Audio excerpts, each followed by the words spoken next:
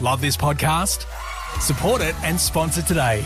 Simply head to ozcastnetwork.com for details. This podcast is for mature audiences. Suicide is discussed in this episode. Listener discretion is advised. You're listening to Season 2 of Fool Me Twice. There's an accessibility transcript that can be found at our website, foolmetwicepod.com.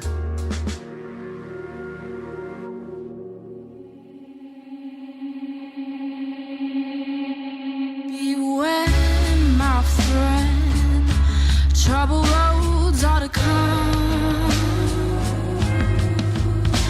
Tall grass on the snakes fall not for their charm. Lift your head, forget the dance in your pride. Sometimes in life we need to be fooled twice.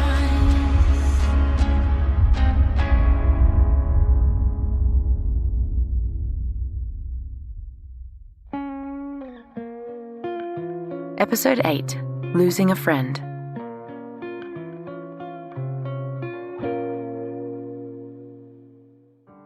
On July 12, 2004, the De Beers Diamond Company voluntarily pled guilty to a 10-year-old charge of price fixing in the industrial diamond market. They agreed to pay a $10 million fine to settle the case. This opened the company up to doing business in the USA again, and it carried with it no obligation or promise to change its shady tactics. De Beers said that its new strategy was to be in total legal compliance around the world, and that it would create a new modern De Beers. People in the industry speculate whether this guilty plea came as a result of a significant loss in the diamond market share, after new mines were discovered in Russia, Australia, and other African countries. It's possible that it has become too dangerous for De Beers not to do business in the US. On top of that, De Beers is still working to shake off the memory of its past support for the apartheid regime in South Africa, as well as its links to conflict diamonds. It was around the early 2000s that De Beers gave up its global monopoly on diamonds. Since then, problems in the supply chain have become impossible to ignore, and De Beers had its worst year of profits in 2019 since the 2009 financial crisis. Now, De Beers finds itself with only a 29.5% market share, controlling just 22% of production. The Australians and the Russian mines have skimmed a lot off the top, but it wasn't just De Beers that had a bad year in 2019, it was everyone.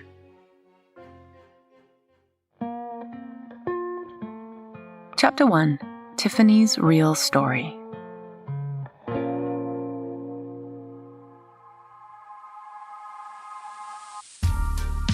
I was able to find more detailed records from Tiffany's court appearances. I found explanations of her sentences, written by the judge who presided over her trials. It also helped me to piece together more of her timeline. I was also able to make contact with one of the solicitors that represented her back in 2009. As I wrote this podcast, I started to feel uncomfortable with how little I was actually able to learn about Tiffany. Here's this woman with a life and a history that I can only see through the lens of what I'm able to find through the Hong Kong judiciary records. I can only know about her via what she did wrong.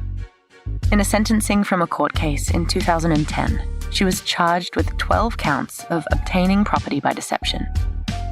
In 8 of these 12 charges, Tiffany had agreed to the purchase of something, paid for it by check, then the vendor gave her what she was buying and the check bounced once she was gone. She had been operating in this way for more than 20 years. In a judge's note on her 2010 sentencing of 40 months in prison, he writes that according to a psychologist's report that was submitted as part of her defense, she clearly had obsessive-compulsive disorder. He says that he accepts that Tiffany was remorseful since she pled guilty to her crimes. This is something that keeps being corroborated by all the things that she's done. She could have disappeared after scamming both Lisa and Sally out of their money, but she didn't.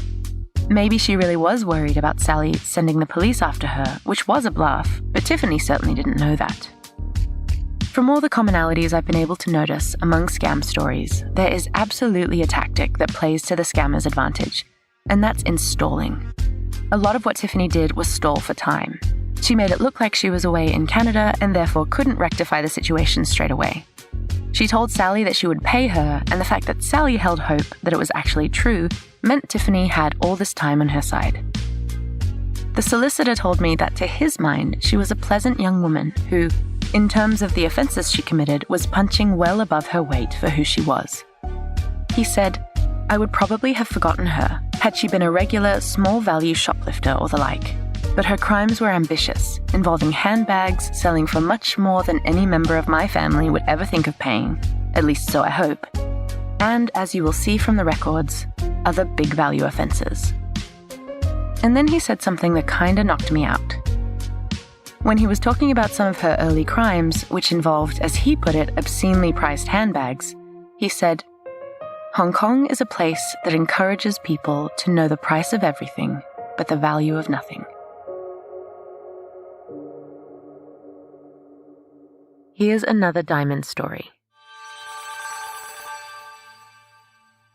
Don't remember exactly when I started to really fall in love with diamonds, to be honest with you, but my mother and grandmother actually always had such beautiful jewellery.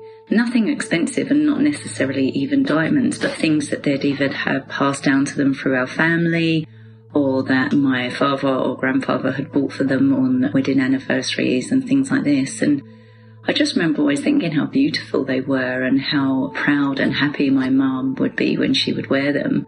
And I suppose really I didn't have any real diamonds or anything until probably into my 30s when I could actually afford some myself. And one of my friends where I lived in Asia was a diamond broker. And I remember visiting her store and thinking, wow, do you know what? Actually, I really like to buy myself one of these. And I think as a woman, it's quite empowering to, work hard and actually be able to afford to buy nice things for yourself. I'm not as into going clothes shopping every single weekend and buying loads of shoes and handbags and things like that and makeup. But actually what I really enjoy is really beautiful jewellery. So to be able to work hard and afford pieces of jewellery for myself to be able to wear, I find that really empowering as a woman.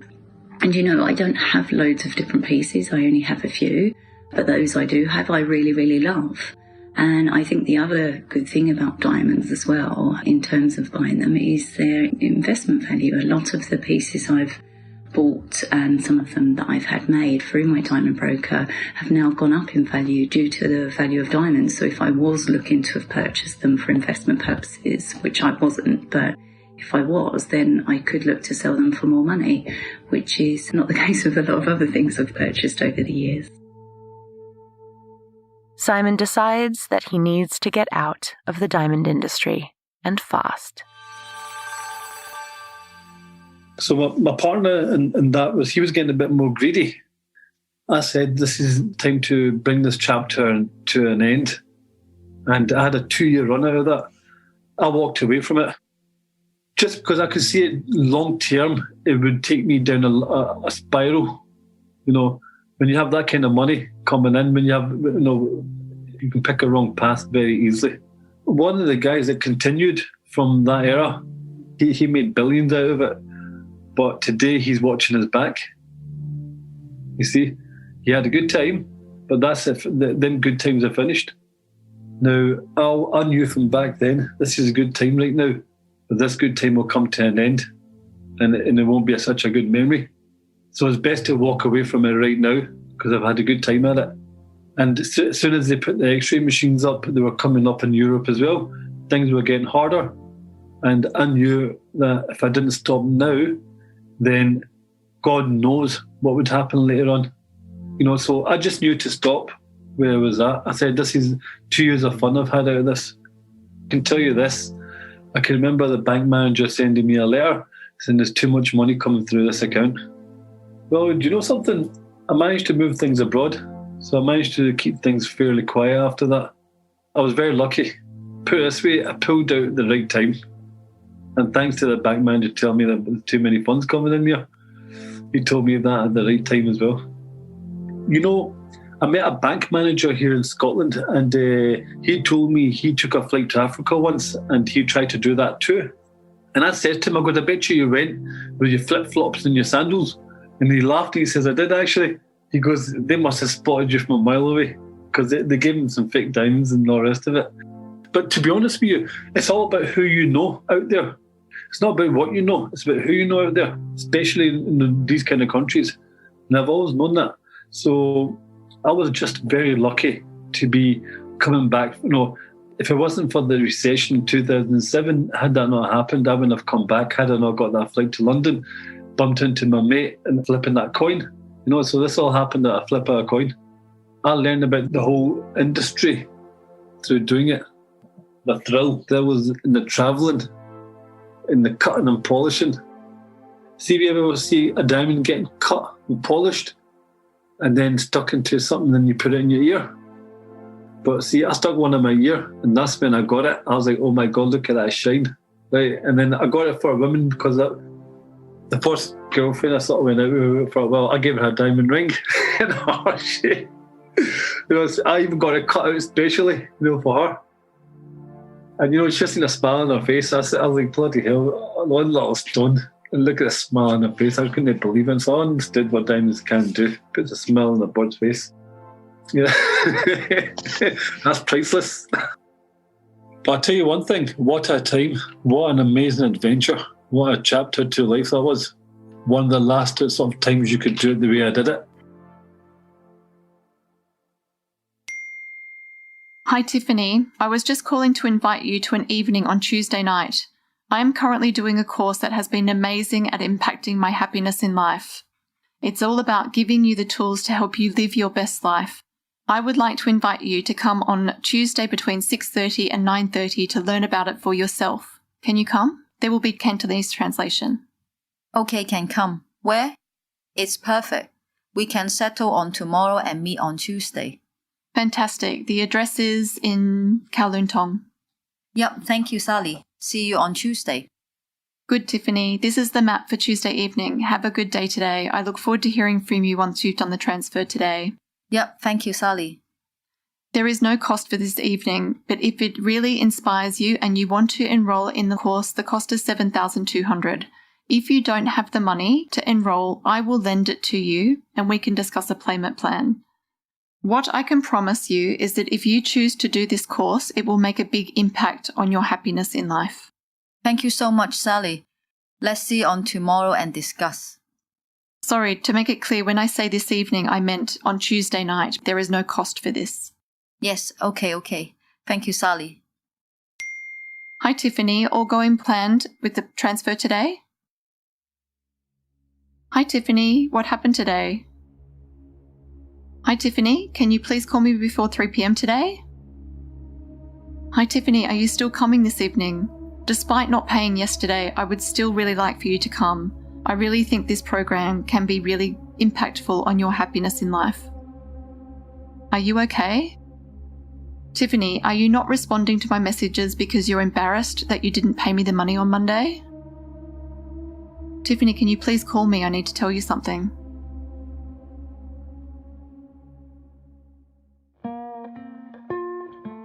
Chapter 2. Charcoal.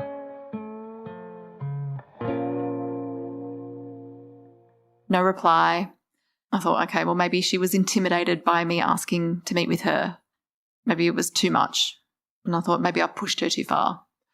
And then on the Wednesday, I didn't hear anything from her again, and I sent her a message saying, are you okay? And I got no reply, and I could see that she hadn't read my messages. And I thought, oh my God, I think she's probably been caught by the police and they've taken her phone or something. So I called the police officer who was assigned to my case, who was completely useless. I left a message on his phone and I sent him an email saying, have you heard from Tiffany? I've lost contact with her. He didn't reply to my phone call or email. So then Thursday, again, I'd heard nothing from her. She hadn't been reading any of my messages. And I actually genuinely started to worry about her at this point. So I went down to the police station, asked for Mr. Chan. He wasn't there. And this female officer came out of this room. I was sitting in the waiting area and came out in front of everybody and said, oh yeah, Tiffany's died. I'm like, what? She said, yeah, she committed suicide on Monday. My jaw dropped. I was standing there speechless.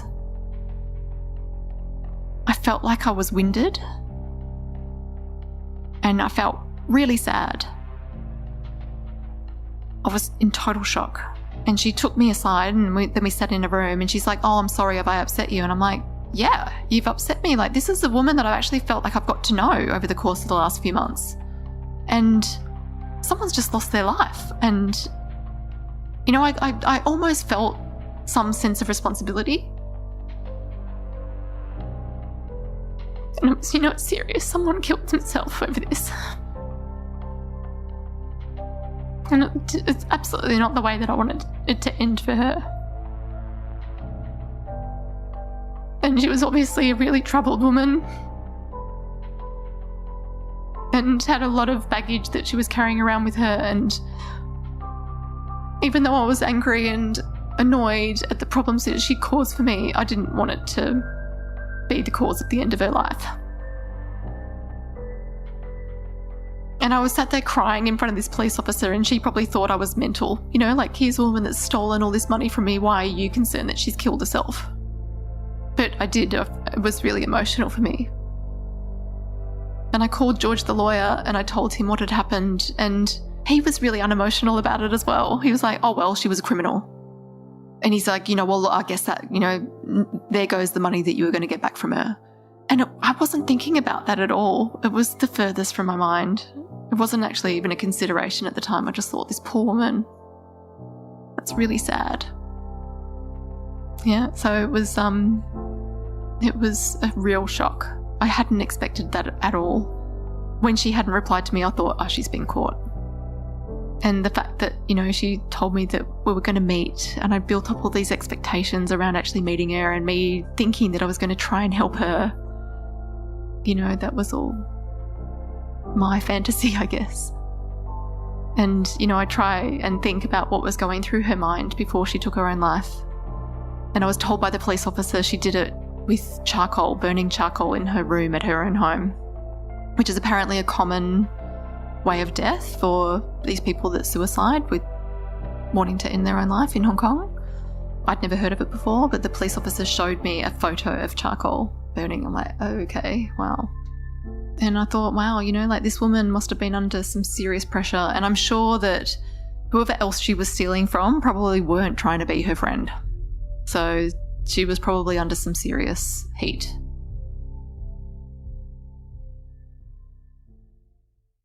Here's Doctors Scott and Shiloh to offer some thoughts.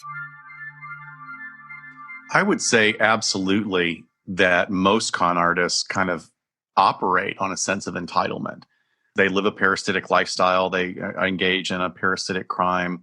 It's not just about like stealing or burglarizing one object from someone's home. It's about manipulating someone emotionally. And especially the best cons apparently are the long cons that really kind of end up being a great payoff in the end.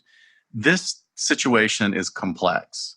You know, once again, we're looking at this as mental health professionals who have an intersection with law and criminality. And we're looking at the suicidality is really the factor that throws me off. And it actually opens up an entire new doorway of questions for me because, you know, I want to know so many things. I want to know, were there drugs involved? Was there a drug lifestyle involved? Was there anything like that that would have enhanced sort of the suicidality, the previous hospitalization?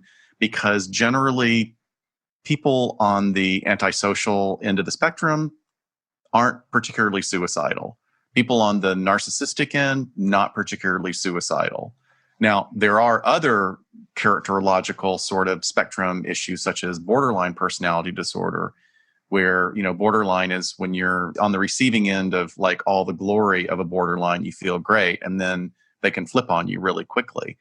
And suicidality is one of the factors that we look at a lot in chronic borderline. But once again, we just don't really have a lot of information to work on.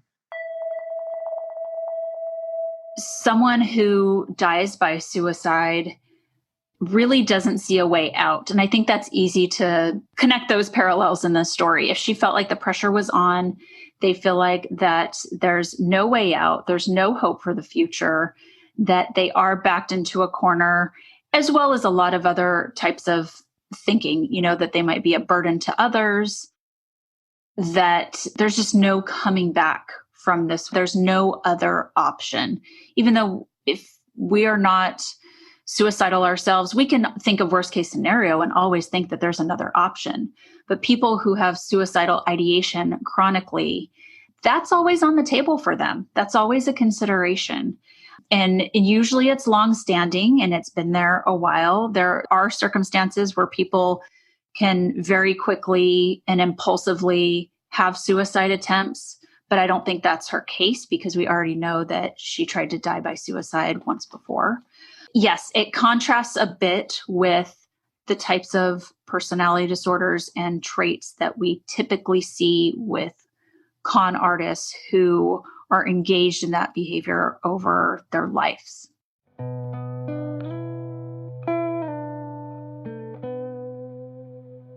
Roger Grimes, who's an expert in the world of scams, offers his thoughts on what might have motivated Tiffany.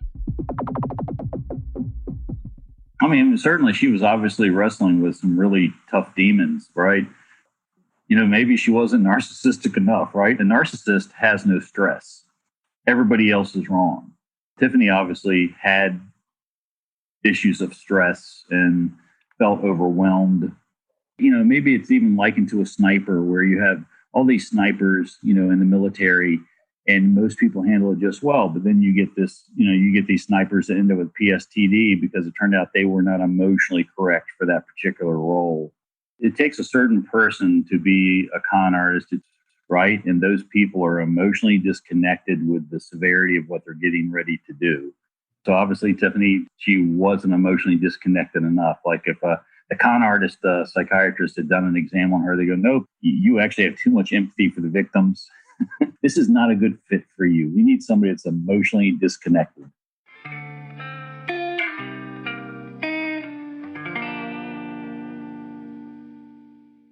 One more time, here's Sally's assistant. And of course, it ended in complete tragedy with her taking her own life. So nobody won, really, in the end, I think. But yeah, we certainly learned a lot.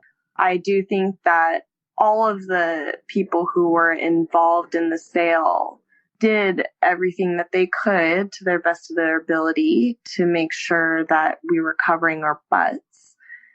But it just wasn't enough because there was one huge mistake that occurred. And that was perhaps when the finance manager had checked the bank accounts.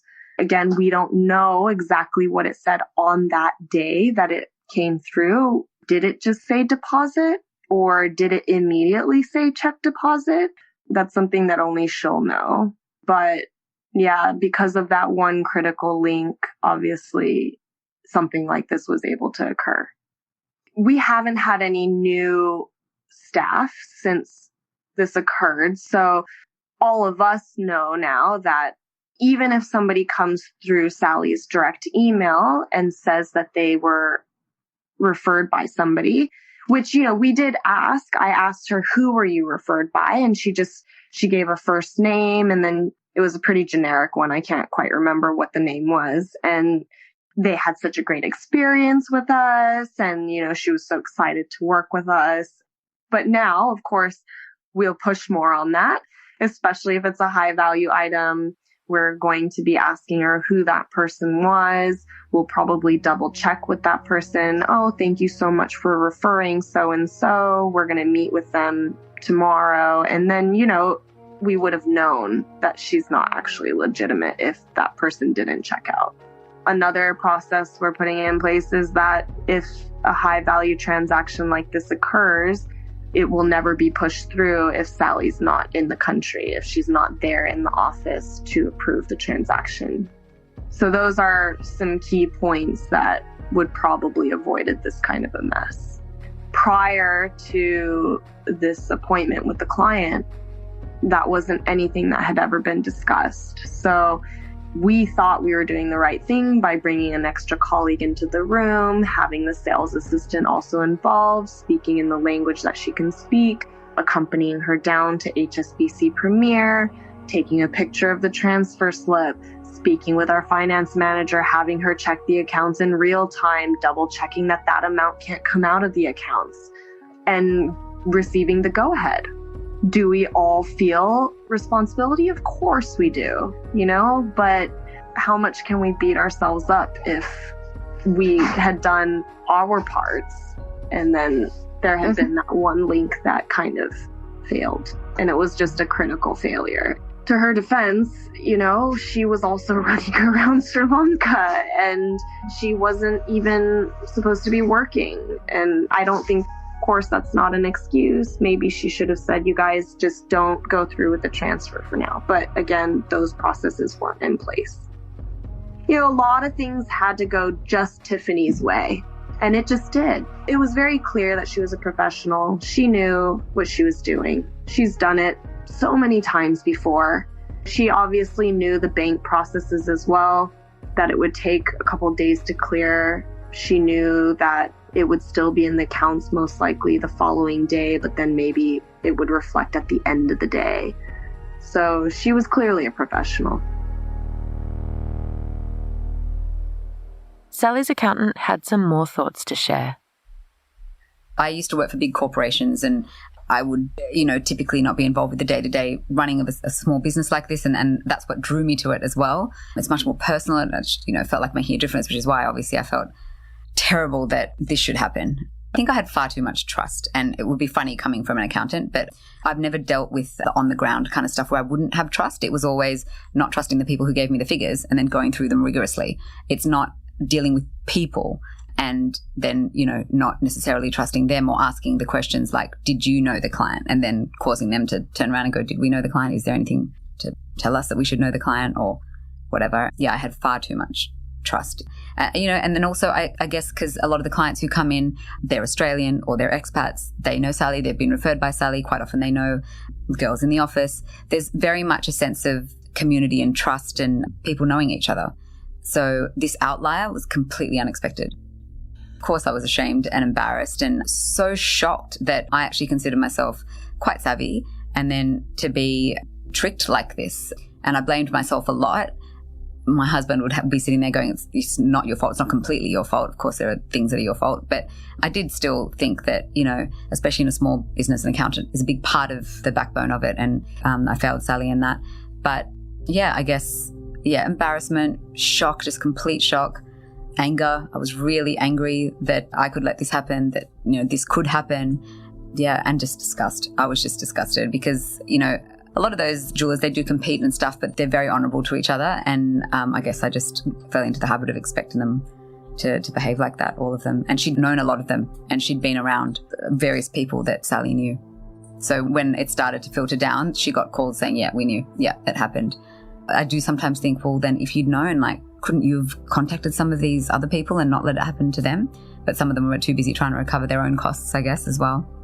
I think getting a lot of the money back really helped because it wasn't my money. Like, obviously, I put in about, I think, I can't even remember, about $100,000 at the time to pay suppliers, but then that was paid back to me from the company account. But getting the money back, because that's Sally's then own funds, right? Getting that back, it wasn't all of it, but it wasn't too far off. Like, it wasn't millions off. That really helped. But then I try not to dwell on it or think about it because I do get really, really angry.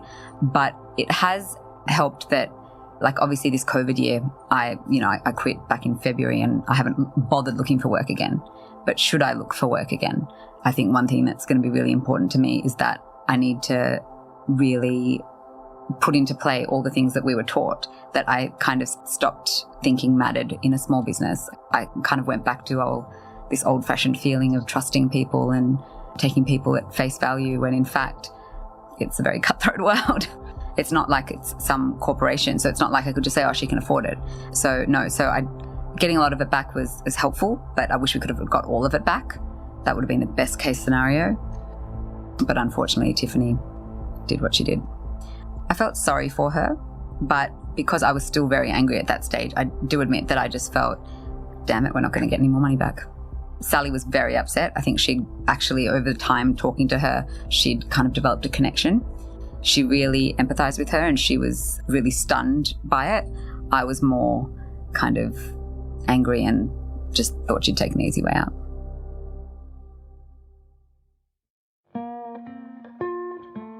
Chapter 3, Where Do We Go Now? This letter is dated the 3rd of July 2020.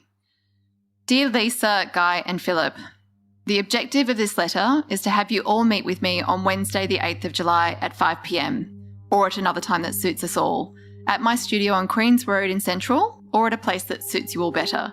I will explain the reasons why I would like you to all come, and I hope with all my heart that you will oblige. All of us are diamond dealers, all with decades of experience in the industry. I believe that all of you will be with me to admit that this fraud that we've all been involved in is something that none of us have ever experienced before. Every person that I have shared this story with can't believe the events. It's like some crazy Hollywood movie, and at the end of the story, it results in Tiffany's death, which was truly shocking. Tiffany Wong was a woman who obviously had some serious mental health issues. She fooled Lisa, and she fooled me, and in between, she used you, Philip, and Guy to commit this brazen fraud. While I was dealing with her post her stealing the stone from us, I genuinely felt sorrow for her. She had got herself into so much trouble, and I could sense that she did feel remorse for it. Unfortunately, the only way out of the trouble she saw for herself was to commit suicide, and she died in January of this year. Tiffany told me that she sold the diamond she stole from Lisa to you, Philip, for $1 million in early October 2019. I have this in writing from her. I also know that I paid Guy about $1.64 million, so there has been $640,000 made in the proceeds from this crime between Guy and Philip on this fraud. I would like both of you to understand that this was not a legitimate business deal, and that these are proceeds of crime and were made at the cost of 2 victims of the fraud, myself and Lisa.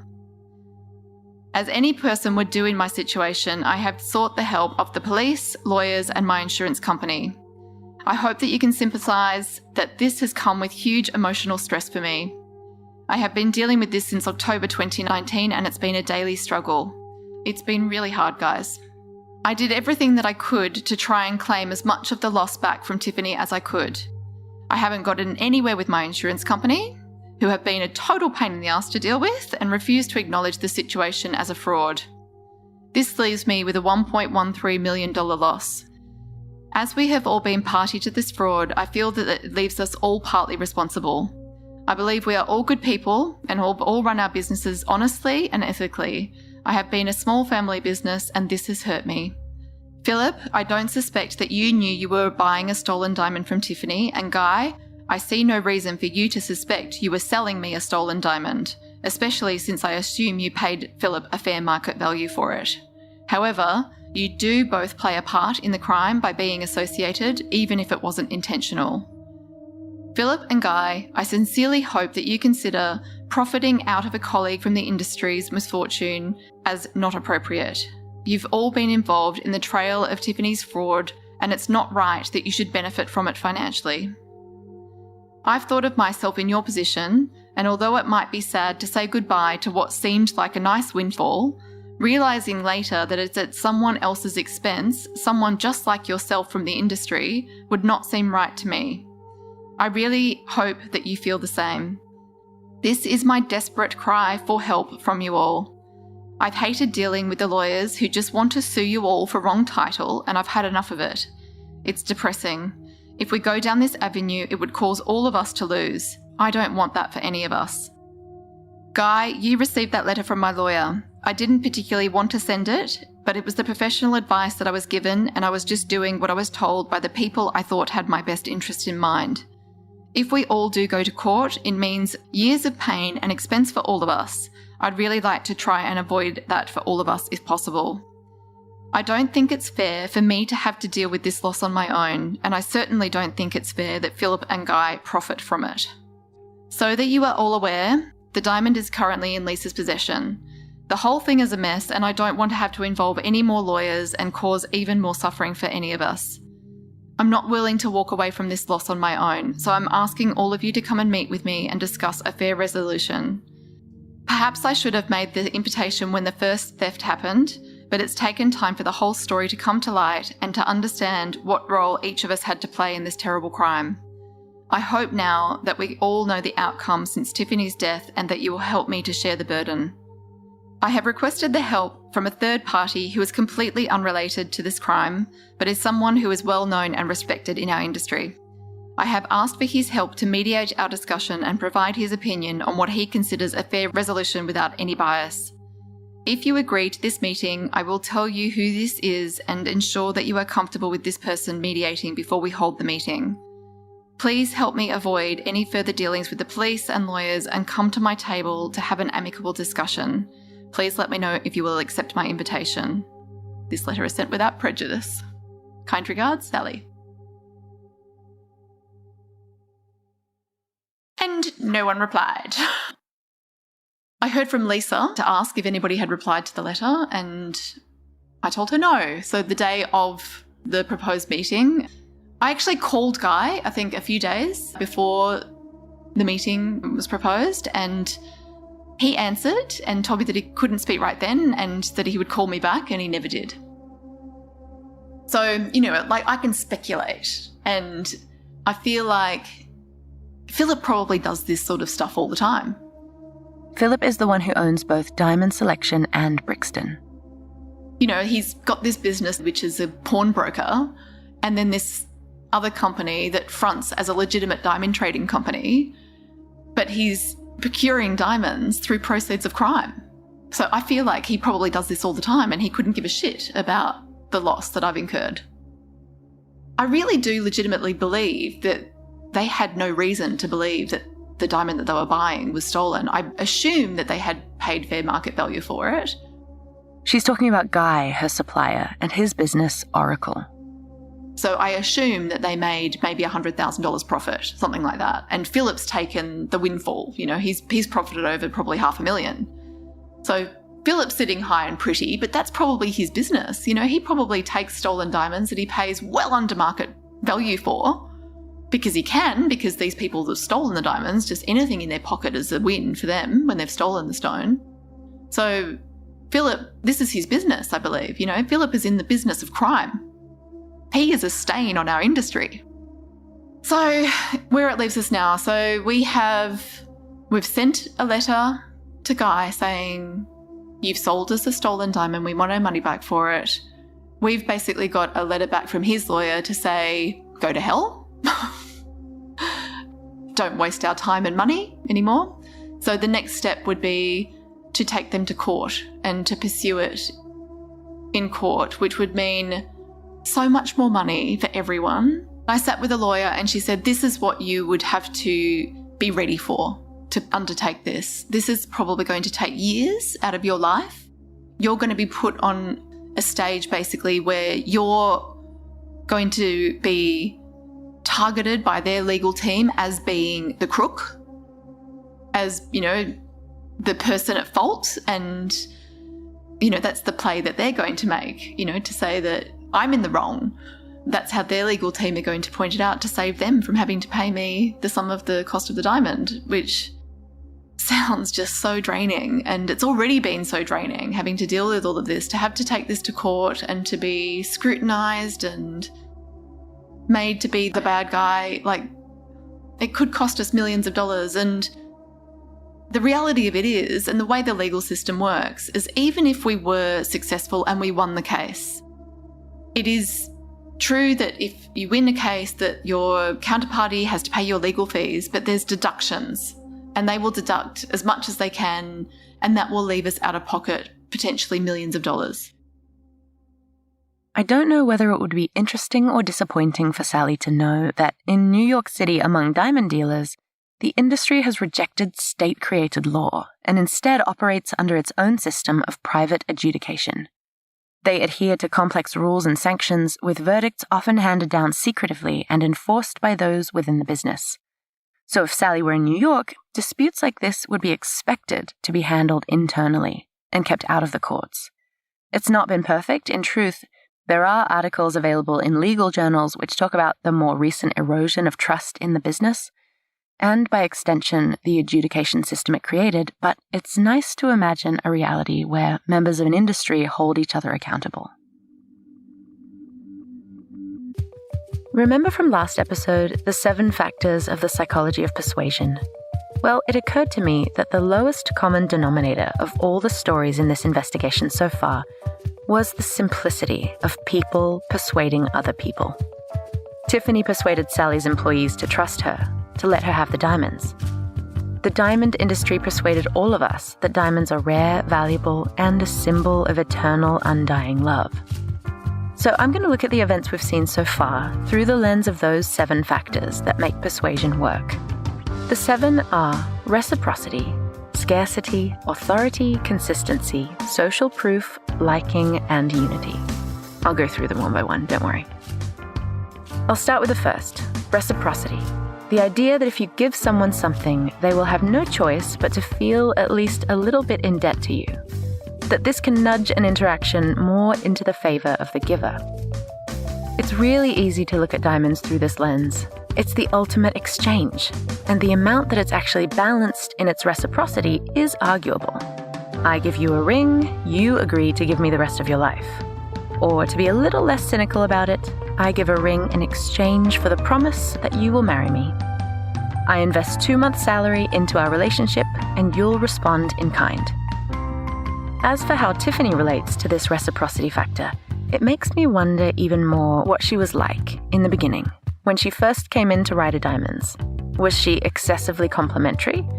She did say she was going to give one of the diamonds to her sister in Canada, and that might have put something positive in the minds of Sally's assistants.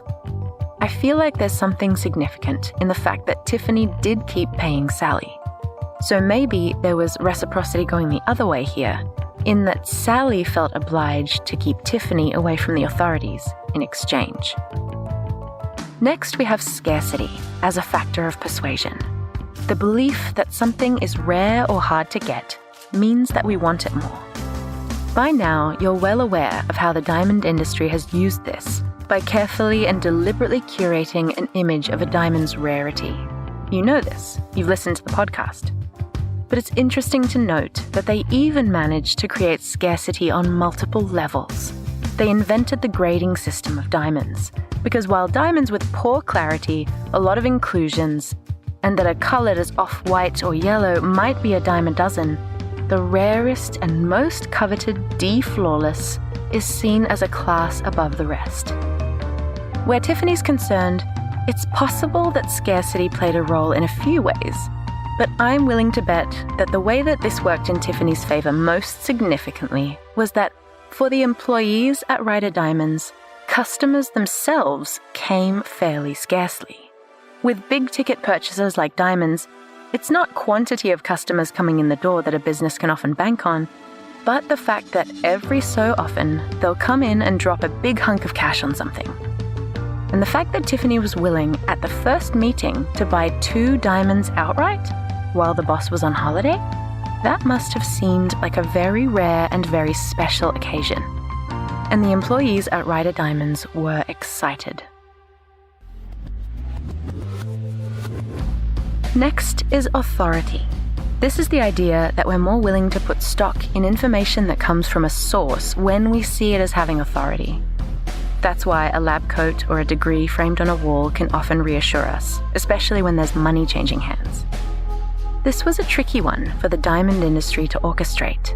Certainly, over the years, De Beers was developing a reputation for itself as being a giant in the industry, and with that comes a certain amount of authority. But they recognized that they needed to come up with a way to give authority to the way they valued diamonds.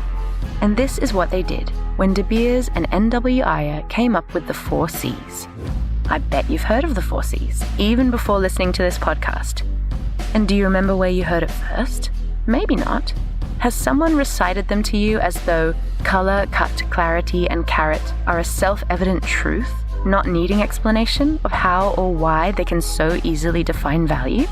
That's an example of authority. Tiffany did a good job of constructing her image as a person who had some authority in this world. And by this world, I mean the world of people who have enough money to buy diamonds. We know that she didn't in fact have the amount of money needed to be included in the upper class of Hong Kong, but she behaved as if she did. She knew the questions to ask, and assumptions were made by the sales assistants about her right to be asking them. Then she took them down to the bank and, with expertly performed authority, told them that she had deposited the money without actually having done so. If she had seemed unsure of herself, it would not have gone so smoothly. The fourth factor of the psychology of persuasion is consistency. We are pattern-seeking creatures, and we're comforted by familiarity in the way that people behave towards us. It's consistent with social norms that when a man proposes to a woman, he should do it with a diamond. This does not merit questioning for most people. It's accepted as just the way things are done. That's how the diamond industry plays out the factor of consistency. It has created a series of behaviors and purchasing decisions and made them normal. For Tiffany, the consistency factor worked strongly in her favor, and she really didn't have to do very much to make it so. The employees at Ryder Diamonds had only ever seen people do what they said they were going to do. People entered into agreements to purchase diamonds, and they paid the money. Based on the consistency principle, they had no reason or need to suspect that Tiffany was going to do anything but that. Next, we have social proof. And to me, this is the silver bullet of the diamond industry. When something is subject to social proof, we're persuaded because everyone else is doing it.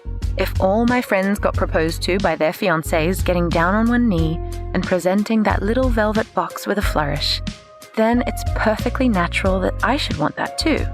It's part of our very natural, very human want to be in the in-group of like-minded people.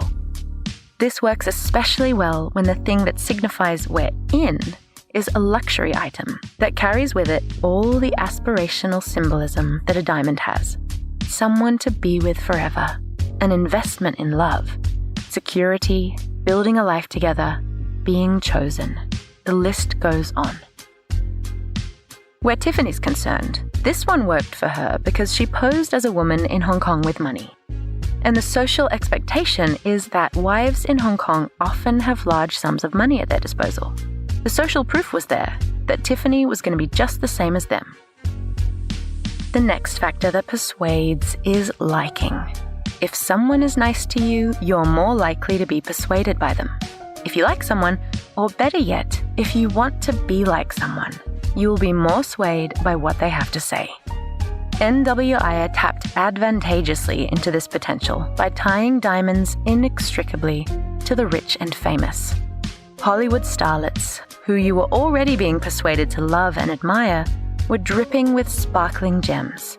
Newspapers published full-page articles about gifts of diamonds that exchanged hands between the elites of the silver screen, and diamonds, real diamonds, not stage jewels, adorned the necks, wrists, and fingers of movie stars.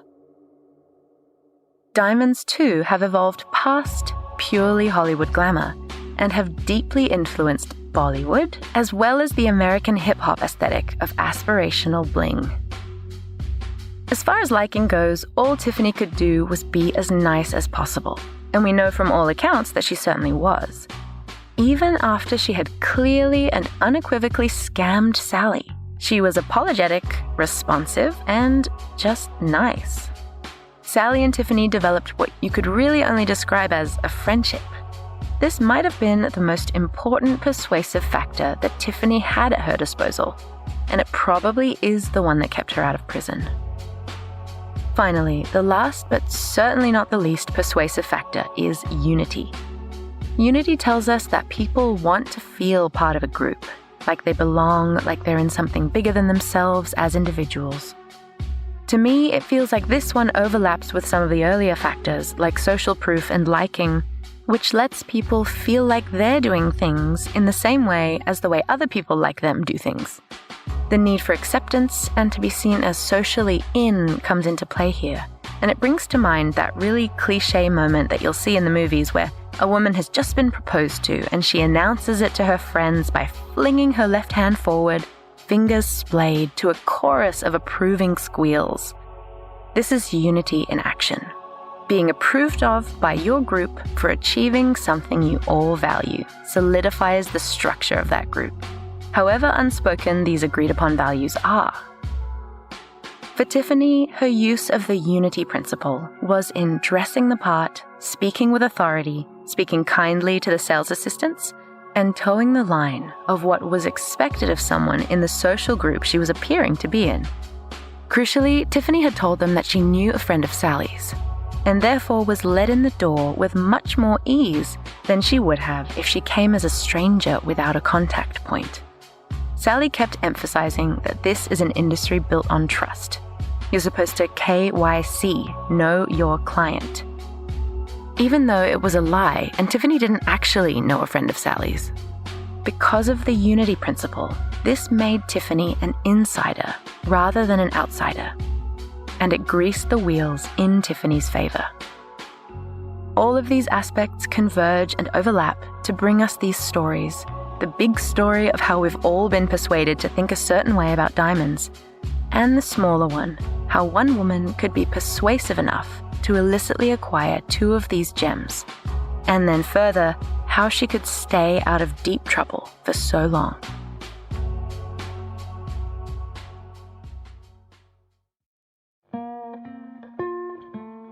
Chapter 4. Tiffany is gone.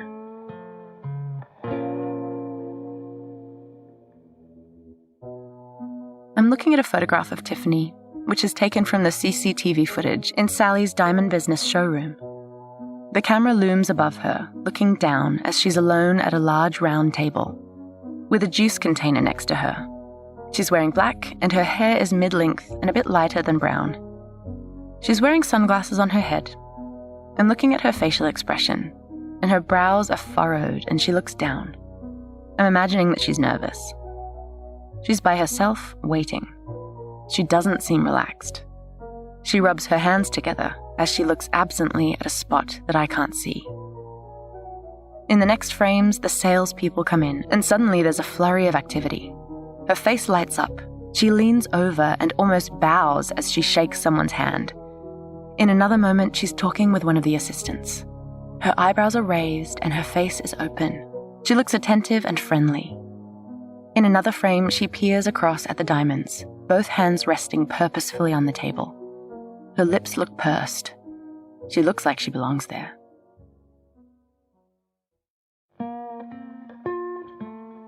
Chapter 5.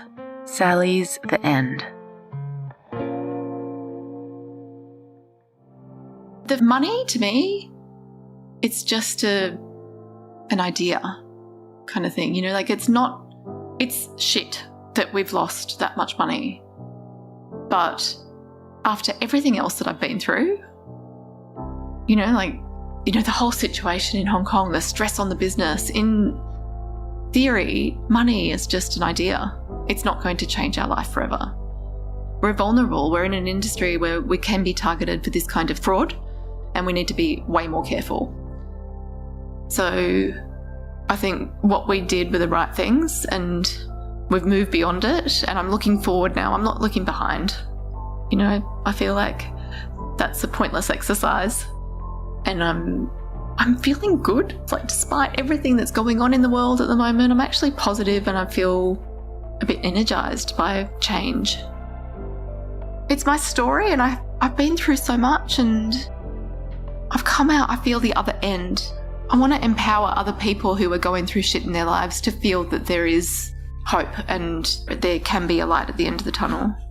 Because when you're in the tunnel, it feels pretty awful. And I know that even, myself, you go there out searching for help. And the help that I found was in articles and reading things and reading people's stories that do have happy endings. That's what I wanted. I didn't want the stories that end in doom and gloom. I wanted to know that this can work out.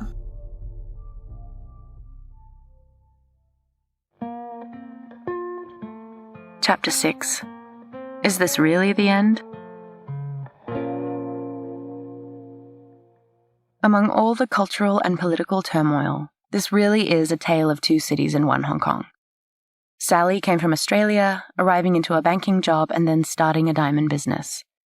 Tiffany was a beauty therapist in Kwun Tong, a place 4 stops from the end of the Green Line on the MTR. We end this story without a real resolution for either Sally or Tiffany. Sally didn't find a way to get back the money she lost, and Tiffany was so deep in a loop of crime, lies, and debt that she took the only way out that she could see. She spent the last months of her life chasing her own tail, stuck in a web that we can only assume was her own creation. So many questions still remain. Was Lisa the first in Tiffany's most recent line of cons? Were diamonds Tiffany's comfort zone? Now the world we live in is no more or less impacted, aside from a lingering debt, and a greater awareness on the part of a few diamond brokers that the perceived value of a diamond can become a very real deficit. And for Tiffany's sake, as well as all the people who got in the way of the diamond industry's progress, I'm sorry.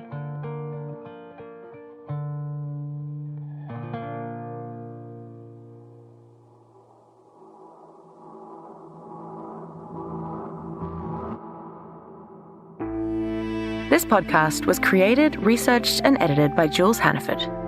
And we couldn't have done it without Sally Ryder and everyone else who helped us to tell this story.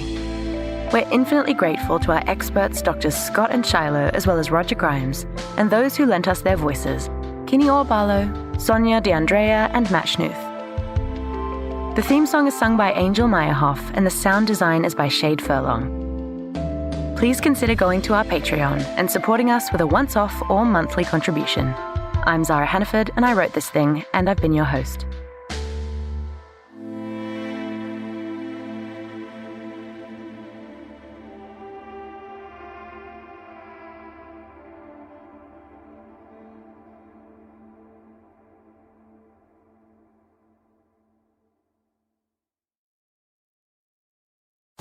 Love this podcast? Support it and sponsor today. Simply head to ozcastnetwork.com for details.